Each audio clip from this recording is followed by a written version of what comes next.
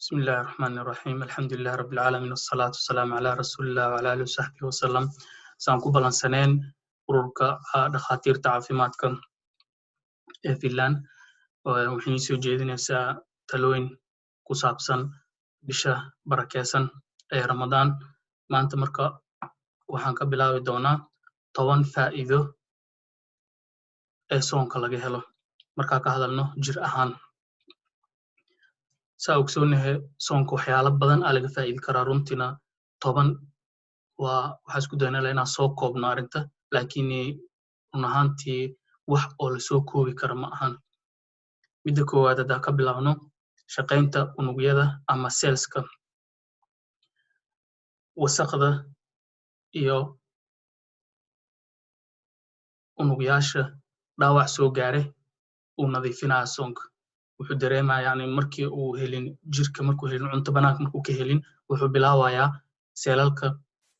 ku jiro gudaha unugyada ku jiro jirka in uu isticmaalo kuwaas uu burburinayaa kadibna uu nadiifinayaa kuwaas nafaqada ku jirto uu ka saarayaa markaasna wasaqdana uu jirku ka saaraa marka waxa waaye soonka uu nadiifinayaa unugyada nadiifinayaa jirkana wuxuu soo saarayaa unugyo cusub uu soo saarayaa dib u habeen ku sameynaa marka unugyada jirka taas waaye kuwa mid laga faa'iidayo laba waxa waaye culeyska ama miisaanka aad u fiican yahay oo waxyaalaha la dareemo waxa waaye hadda yani trendiga waxa waaye oo socdo waxyaalaha dhahaan yaksotinen fastominen ama intermediate fasting yani in 16 saacadood la soomo kadibna 8 saacna la afurnaado oo markaas cunto la cuno saas yani waxa waaye soonkii oo islaamka oo la bedbedelay kisto marka waxa uu dareemeen yani markuu qofka uu joojiyo cuntada joojiyo in uu caatoowaay marka waxa waaye nadar culeyskana obesity waxa waaye wax oo aad yani u faafay oo waxyaalaha cudur badan uu keenaa sida dhiigkarka oo kaleeto sokorta macaanka diabetes ama depression yani inuu qofku ku dhacdo murug marka waxaas dhan uu ka hortagaya maadaama markuu qofku culeys ka rido soonkan waxa waxyaalaha aad u fiican oo la isticmaalo oo miisaanka la iskaga ridi karo taasna waa labo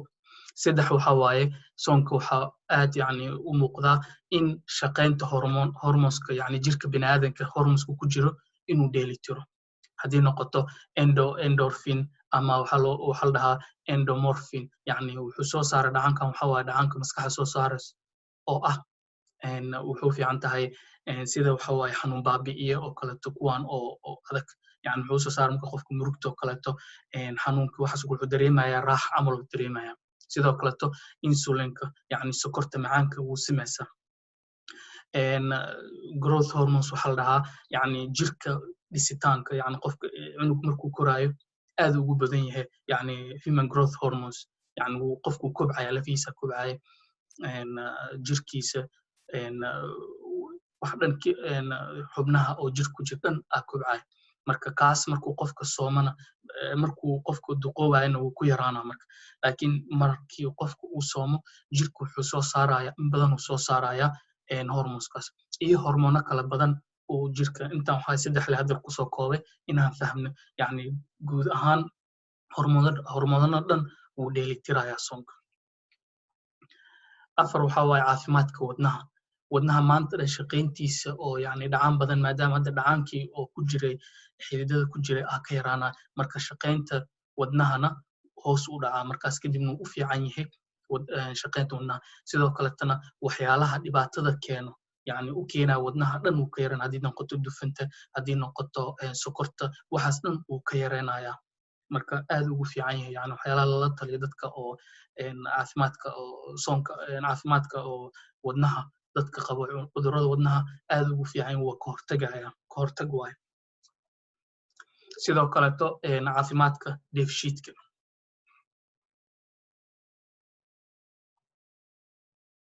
dheefshiidka intaasoo sanadka dhan aan soo cunayna cunto soo cunayna jirka marka waxaa ku harsan qofka hadduu si soo soomi jirin joogto soo soomi jirin waxa waa jirka waxa ku haraayo wasaqdiga ku harayso maanta dhan in tartiib u socon marka qofku markuu soomo dheefshiidka waa isnadiifinaysaa wax kasta qashinka ku aruure wixii ku jira dhan ka nadiifo waay waa nabiga sallallahu alayhi wasallam waa tuu sheegay yani waxa ugu daran oo qofka yani buuxin karo waxa weel u buuxin karo waxa waaye waa calooshiisa waay maadaama waana hadda yani culimada dhakhaatiirta markay ka hadlayaan waxa waaye aad waxay ugu dadaalaan cudurrada caloosha ka hortaga cudurrada caloosha maadaama wax kasta markuu qofka caloosha markuu ka bilaawdo meel kastuu aadaa marka haddii noqoto maskaxda haddii noqoto wadnaha haddii noqoto jirkii meeshiiska marka markii la nadiifiyo caloosha meel kasta xubnaha kale dhanna way ka faa'iidaan arrintaas marka waxa waa suntii oo sanadkan la soo aruurinaya jirka ku jira la isticmaalayo waa jirku wuxuu bilaabaa inuu isticmaalo wuuna ka titiraa markaas wuu ka bixinaya wasaqda marka midda shanaad waxaa caafimaadka dheefshiidka 6 waxa waaye caafimaadka maskaxda unugyo cusub uu maskaxda soo abuuraya tan kalena waxa waaye wuxuu ka hortegayaa soonka qofka markuu soomo cudurrada maskaxda oo ka mid tahay alzheimer markii la sheegay maxaa keeno waxay keeno si oo rasmi hadda weli dhakhaatiirta muu ogo laakiin waxyaalaha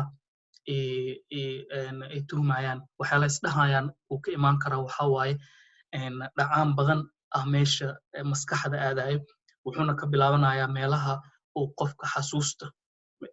qaybaha xasuusta oo maskaxda meelahaasuu ku badanaya dhacaankan ku badanaya kadibna wuxuu bilaabaa inuu ku fido maskaxda oo dhan marka qofku markuu soomo wuxuu bilaabaa jirka inuu burburiyo waxyaalahaas qashinkaas uu burburinayaa markaas kadibna waxa waaye ka hortag oo cudurrada maskaxda uu sameynaya sidoo kalena waxa waaye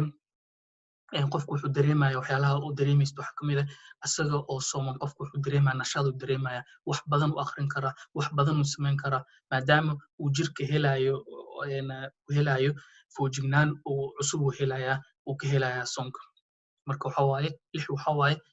caafimaadka maskaxda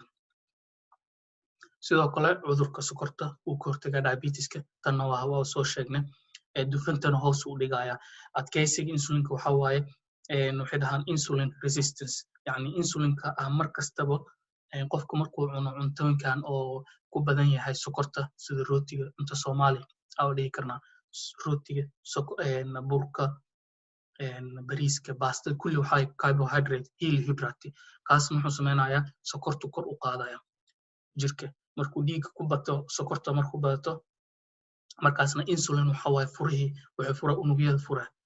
marka markasta waxa dhacayso insulinka markasta qofka hadduu cuno joogto cuno marka cuntada sokorta waxa dhacayso in uu markasta insulin ka badan u baahnaa uu markaas inuu furto marka waxa waa dhacaanka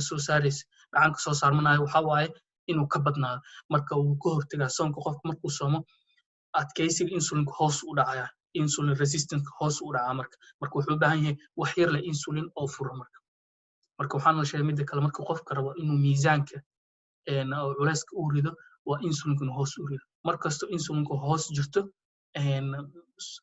waxa waaye jirku wuxuu bilaabaa inuu isticmaalo dufantiisa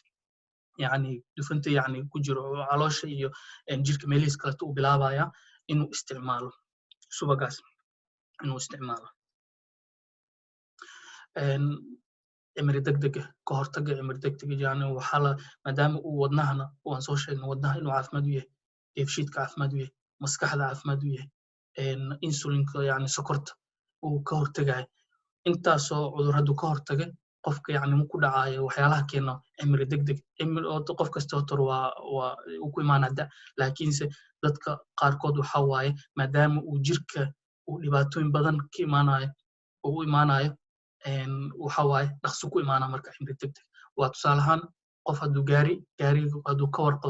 ka warqabo muddo ka dheer uu isticmaali karaa gaarigaas oo isla modelkaasna qofkii si xoog u isticmaalo oo aan ka warqabin dhaqsi uu baaba'aya camal waaye marka soonka marka waxa waaye wuxuu ka hortagayaa cimri degdeg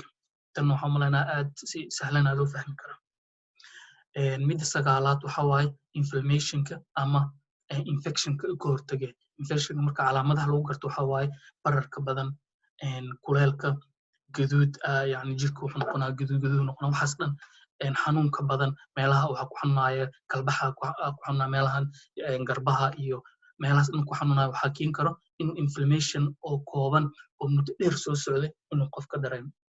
taasna waxaa keenta waxyaalaha keena waxaa kamid ah inflammationka sokorta badan yani cuntada sokorta badan waxa waa inflammationka maanta dhan caloosha ku xanuunayso caloosha oo soo fuurayso waxaas dhan waxa waaye waxaa laga yaabaa in inflammation qofka uu qabo oo muddo dheer soo socotay marka soonka marka maadaama qofka cunaynin uu jirkiisa wax gelinaynin jirka wuxuu bilaabayaa inuu iska nadiifiyo wax kastoo qashin oo ku jiro markuu waxaas dhan iska nadiifiyo wuxuu isticmaali karana wuxuu isticmaalaya energy ahaan u isticmaalaa wixii kaleetana wuu ka saaraya jirka ama dhiidi ahaan uga saaraya ama wuxuu ka saarayaa sida caadi ahaan oo saxaara ahaan ama kaadi ahaan uga saaraya jirka waad aragtaa hadda yani kaadidoo kale qofka hadda uu muddo dheer soomayn kaadidu waa mid adag waxa waaye oo wasaq badan oo ku jirto marka midda sagaalaad waxa waaye inflammationka ama infectionka ka hortaga midda tobanaadna waxa waaye ka hortaga unugyada kansarka markii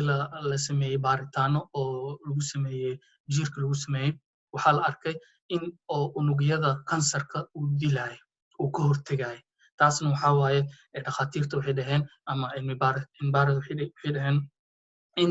qofka markuu cunin sokorta waxa waaye waxay siinaysaa nafaqay siinaysaa jirka nafaqa waxay siinaysaa unugyada oo kansarka faafinayo marka maadaama oo laga joojiyo uu helaynin cuntadaas helaynin enerjigaas uu helaynin ma faafi karo marka kansarka unugyada kansarka ma sii faafi karaan marka waxa waaye ka hortag oo kansarka marka 10kaas wax aan soo sheegnay haddii noqoto miisaanka haddii noqoto wadnaha haddii noqoto sokorta haddii noqoto maskaxda haddii noqoto dheefshiidka intaasaan soo sheegnay inflammation haddii noqoto intaas waxa waaye 10kiias dhexayay oo caafimaad ahaan markaan ka fiirino jaanibka caafimaad ahaan ka fiirino aa laga faa'idi karaa soonka waxa ugu muhiimsan laakiin waxa waaye inaan la socono waxa waaye soonka waxa waaye cibaado waaye alxamdulillah ilaah wuu noo sheegay yani waxaa loo soomaya waxa waaye in oo laga helo taqwo lacallakum tattaqu yani dadka horeysay waa wax soo jireen waaye oo biniaadanka mar hore lagu waajib yeelay marka asagoo cibaado aan ka heli karnaa intaasoo caafimaad aan ka heli karnaa laakiin qofka waxaa markas inuu ogaado hadduusan ogeyn xataa yani intaanu faa'iido in laga helaayo inuu ogaado inay cibaado tahay wax kasto ilaahina amrina in anaka noogu jirto faa'iido adduun iyo aakhiraba intaasaan insha allah kusoo koobaya 10ka faa'iido oo laga helo jir ahaan laga helo soonka haddii marka wax oo su'aalo jiraan waa nala soo xiriiri kartaan ururka dhakhaatiirta soomaalida finland emailkeena waa kana facebookana toosaan noogu soo xiriiri kartaan insha allah waa inoo kulankeena dambe insha allah asalaamu calaykum waraxmatullahi wabarakatu